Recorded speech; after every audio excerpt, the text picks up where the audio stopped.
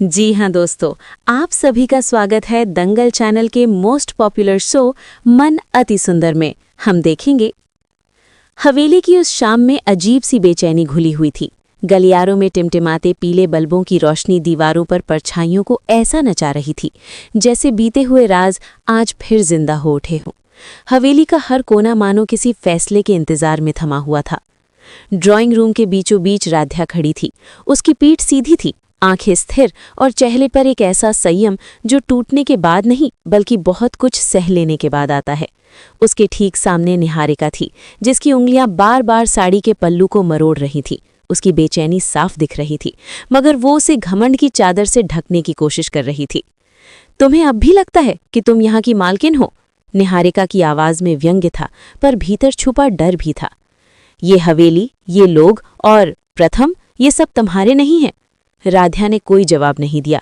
उसने बस कमरे में रखी उस पुरानी घड़ी की टिक टिक सुनी जो हर सेकंड के साथ हालात को और भारी बना रही थी। निहारिका ने आगे बढ़ते हुए कहा, तुम्हारी चुप्पी ही तुम्हारी हार है। सच तो ये है कि तुम हमेशा से एक समझौता रही हो और समझौते टूटने में देर नहीं लगती। ये शब्द किसी चाकू की तरह नहीं बल्कि धीरे धीरे जहर की तरह असर कर रहे थे। राध्या की उंगलियां कांपी, मगर उसने खुद को संभाल लिया। उसने खिड़की से बाहर झांका, जहां अंधेरे में भी मंदिर का शिखर साफ दिख रहा था। धीमी लेकिन स्पष्ट आवाज में उसने कहा, कभी कभी खामोशी कमजोरी नहीं होती निहारिका, वो इंतजार होती है उस पल का जब सच खुद सामने आ जाए। निहारिका हंसी, मगर उस हंसी में भरोसा नहीं था। सच? तुम्हारा सच सिर्फ रस्मों में कैद है।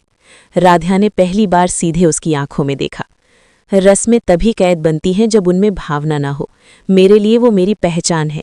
वो मेज के पास गई जहां एक पुराना लकड़ी का बक्सा रखा था। उसने उसे खोला।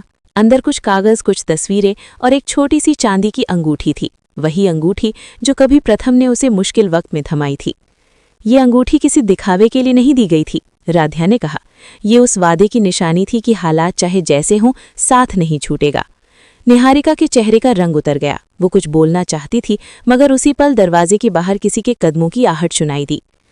हवेली का भारी दरवाजा धीरे धीरे खुला। प्रथम भीतर आया। उसकी आंखों में आज कोई उलझन नहीं थी।